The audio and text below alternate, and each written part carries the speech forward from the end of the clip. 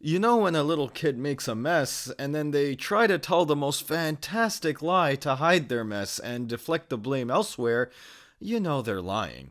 But you listen to them anyway, just to hear how creative they get. And this raises a very important question.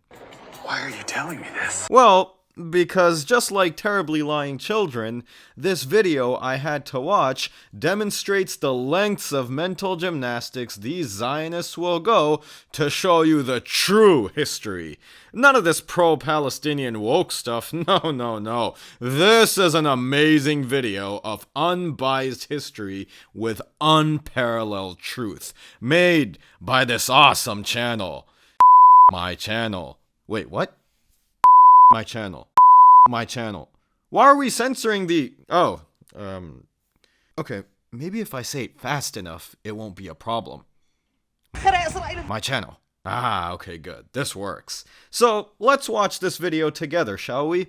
But before we start though, please do not miss out on the ending. I guarantee you that by the end of this video, I will have a solution to solve this crisis. A solution nobody has thought of until today. Yep, you got that right. DC Dawa is bringing peace to the Middle East. But let's get to the video, shall we? All we ever hear from the media, from people, even celebrities, is that the Jews stole Palestinian land. I mean, yeah, you got another theory to explain this? That's why I created this episode, to give a summary of this very complex situation. So let's jump right into it. Is not blessed with a friendly neighborhood. I mean, the neighborhood didn't really care about your existence until you busted into someone's house, unalived the inhabitants, threw their stuff out, and pretended they never lived there in the first place. The rest of the neighborhood definitely got suspicious with you after that. What we can clearly see here is that is this tiny country in the sea of really unfriendly countries around it. And now, you can ask a question. What unites all those countries in red against it? And one of those answers is, of course, religion. And the reality is that North Africa, the Middle and the Near East are dominated by Islam.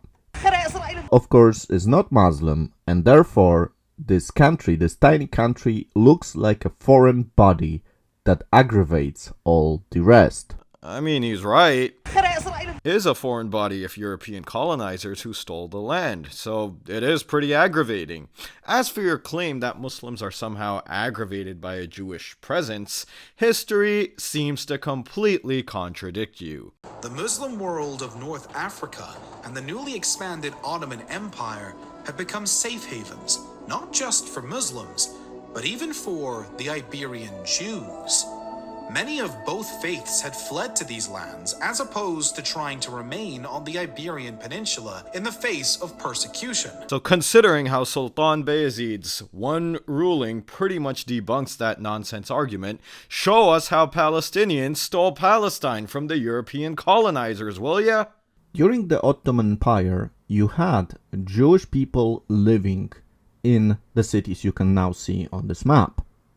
And the reality is that Jews were never totally removed from the Promised Land. Yeah, you're welcome. In 1200 years of Muslim rule, we didn't eliminate your presence the way you're trying to eliminate ours. Instead, we allowed you back in. For other religious communities, like the Jews, the coming of Islam meant a coming of more freedom, as caliphs like Umar allowed them to settle in Jerusalem, something they had not been allowed to do under Byzantine emperors like Heraclius. In fact, forget about Muslims. You're actively eliminating thousands of years of Jewish tradition that was safe-kept in Muslim lands. During the Ottoman Empire rule, there was about 500,000 Arab people living in the Promised Land.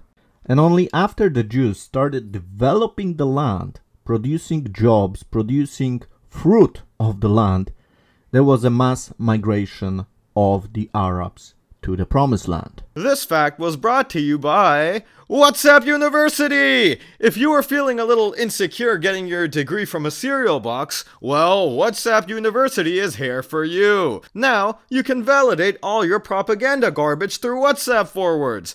Unfortunately, reality, though, does not really conform to the facts found in WhatsApp University, because the facts show that immigration played a negligible role in Palestinian growth. Demographer Uziel Schmeltz, whose books are written by the Hebrew University of America, demonstrates that in 1905, only 3.6% of Muslims were born outside of Palestine, while 39% of Ottoman Jews, not the non-Ottoman ones, were born outside of Palestine.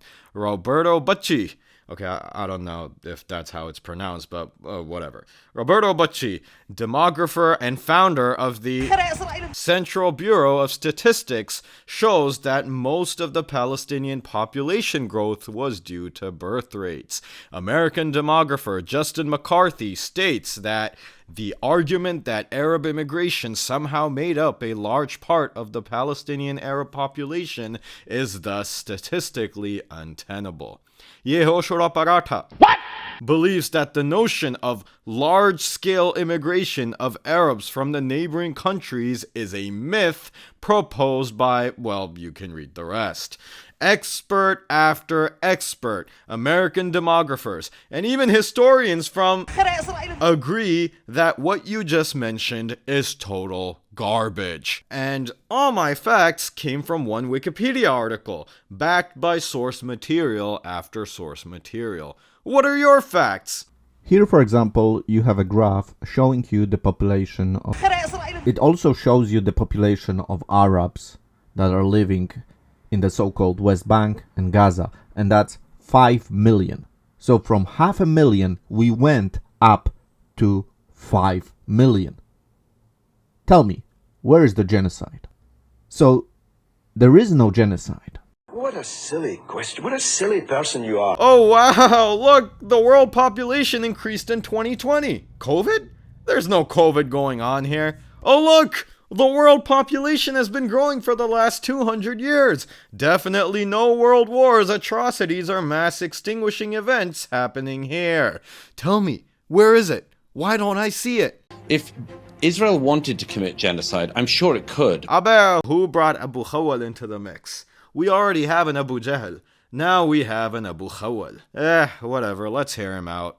If wanted to commit genocide, I'm sure it could, but it doesn't. It doesn't remotely want to. The weirdest thing about this claim is that the population of the Gaza has grown by 1 million in the last 15 or so years. So if it was trying to carry out a genocide, it's either the worst perpetrator of genocide ever or uniquely poor at performing that task. Salah chakka. You know, I just randomly felt like searching who is the most corrupt man in history, so I began researching, and lo and behold, it's Suharto of Indonesia. Shout out to all my Indonesian viewers, though. I wish I could have given you guys a more positive shout out, but it is what it is. Or is it?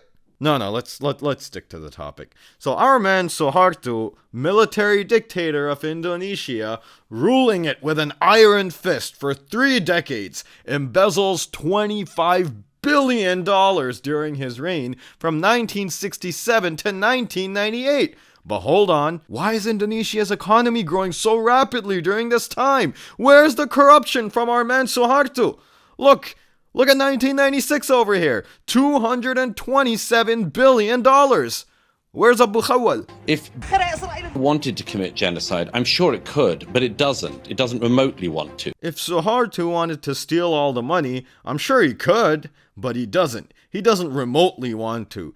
The weirdest thing about this claim is that the population of the Gaza has grown by 1 million in the last 15 or so years. So if it was trying to carry out a genocide, it's either the worst perpetrator of genocide ever or uniquely poor at performing that task. The weirdest thing about this claim is that the economy of Indonesia has grown by $222 billion in the last 30 or so years. So if Suharto was trying to steal as much money from Indonesia as possible, he's either the least corrupt dictator out there or uniquely poor at performing that task. And you know, Some crazy woke anti-Suharto economists will say this dip in 1998 happened because of Suharto. But let's run the math, shall we? In 1 year, Indonesia's GDP went from 215 billion to 95 billion. That's a $120 billion drop. Suharto supposedly only stole 25 billion. So where'd the rest of the money go, huh? Why didn't he take all the money? This is clearly a conspiracy against our boy. No, economies don't work like that. There's a number of complex factors going on behind economic growth. Okay, yes, and that's exactly the same thing with population growth. Now, we're not done with Abu Khawal just yet. The weirdest thing about this claim is that the population of the Gaza has grown by 1 million in the last 15 or so years. So Abu Khawal is saying that if everybody is not being unalived, then there's no G word taking place. But every official definition of this word seems to go against his understanding, clearly stating that even unaliving a part of the population constitutes this. Oh, but this must be some woke website trying to change the definition to include Palestine in it. So I'm gonna forward through some of this. There's some more BS propaganda history, but I really don't have the stamina to debunk every second of lies here. Oh, you're running away because you have no response to these. No, I just can't respond to every second of this. I mean, look at it. You want me to respond to all 29 minutes? We'll be here for hours. I just have one question. Where in the Middle East, in the Near East, you have democracy? Well, guess what? The only country where in the Middle East and in the Near East you have democracy is... Look, man, I get it. I know we're in the modern world. Men identify as women in this world. Humans can identify as animals. I'm a bird. And apartheid regimes like yours can identify as thriving, peaceful democracies. But the truth of the matter is, the only country that is systematically displacing and or wiping out another ethnicity is... the absolute most violent country in this region is... and the only apartheid state in not only this region, but probably the world as it stands today is... what are the sterilized Ethiopians gonna do with your plastic democracy? Now, to be fair, unlike this frickin' guy, this claim was under investigation, and recently it appears that the results of this actually happening are inconclusive. So congrats, you guys! That's one crazy, inhumane thing you may not have actually done. It's kind of like saying, hey, Epstein didn't shoplift that one time. Now, as the Jews gained more and more land, which they purchased, the Arab leaders forbade their fellow Arabs to sell the land to the Jewish people. But there was one Arab family that was not Muslim, but Christian, and they owned a lot of the land. And guess what? They sold it to the Jewish people. And of course, you can read more about it on the internet if you are interested. And the Jewish people paid a lot of money for this land. So the Jewish people did not receive this land for free. They bought it for a very high price. And when they finally were able to settle, they were attacked by the Arab bandits. Oh wow, what a nice peaceful transfer of land. Nothing wrong going on here. What's with these damn Arabs always attacking the nice peaceful people coming in? Well, that's what you would believe if you only listened to our Khabith uploader here. But I do have a question for you, dear sir. Why don't you read the same Wikipedia page you posted to explain how the Ottomans, the ruling government, rejected these wholesale land grabs? Had these waste of human beings not rebelled against the Ottomans, allowing the British to conquer Jerusalem and legalize these transactions, these Zionist land grabs would have never been legitimized by any government. Brother! Oh, hey man, what's up?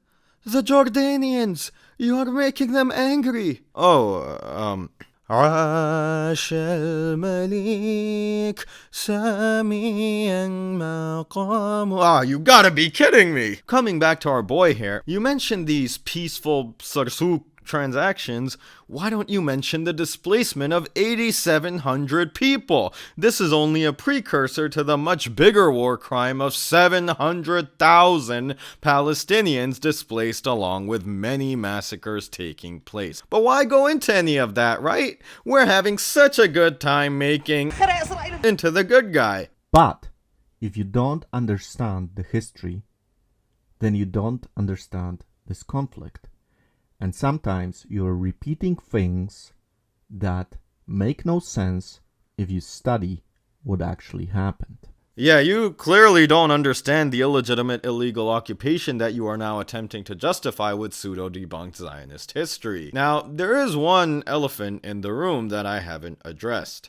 So, according to the Bible, this is what the Bible says. If we think about the biblical history, now, if we follow the biblical narrative, according to the Bible, if we read the biblical story, it's exactly as it was in the Bible. Oh my God, who the hell cares? How is some book claiming your God promised you a land somehow proof that this land is yours? The same book documents the genocide the Jews committed on the Canaanites who lived in Jerusalem before it. So if the Canaanites show up today, can they kick you out of this land? Where are the Canaanites today? Someone find them. Oh, that's pretty ironic. Well, you know what that means. Yalla ya Libnani. Time to claim your ancestral homeland, brothers. It is time. Let's go, brothers. Yebat Khalid Chitte, make us proud, boy. Yechi. Oh, no, sorry, bro. We can only go with full bloods on this one. Since the entire premise of these Europeans invading and displacing the local population of Palestine is based off the faulty logic of, we were here 2,000 years ago and God gave us this land because our book says so, I have to share a secret with you all. I was in my basement a few... Hey! No! God, please, no! No! Here, watch this if you don't get it. Anyway, I wanted to let you all in on a little secret of mine. I possess a really old book passed down through hundreds of generations of my family, telling us the true history of the Middle East. This book is called Bop of Jerusalem. In this ancient book, it clearly mentions that a wise man, a great man, a very healthy man, Altaf Hussein, founded the city of Jerusalem around 5000 BCE. Altaf Bhai had many followers, and these were known as the MQM. And in my book, Altaf Bhai mentioned that God had ordained that Jerusalem will always rightfully belong to the MQM, thousands of years before the Jews came into the picture. If you turn the page over, we have pictures of the day Jerusalem was founded. A huge crowd had gathered to hear the great Altaf Hussein speak. In fact, there's even video footage of the speech that I managed to bring just for you all. Salam, salam, salam, salam, salam, salam, salam, salam, salam, salam, salam, salam, salam. My request to the UN and to the rest of the world is to evacuate all Palestinian, Jewish, European, and Christian inhabitants, as well as the invaders, from Jerusalem for these ancient, endangered, and delicate people of MQM. Altaf Bhai is still patiently waiting in London. I hope you all enjoyed this video and learned something. Please like, share, and subscribe.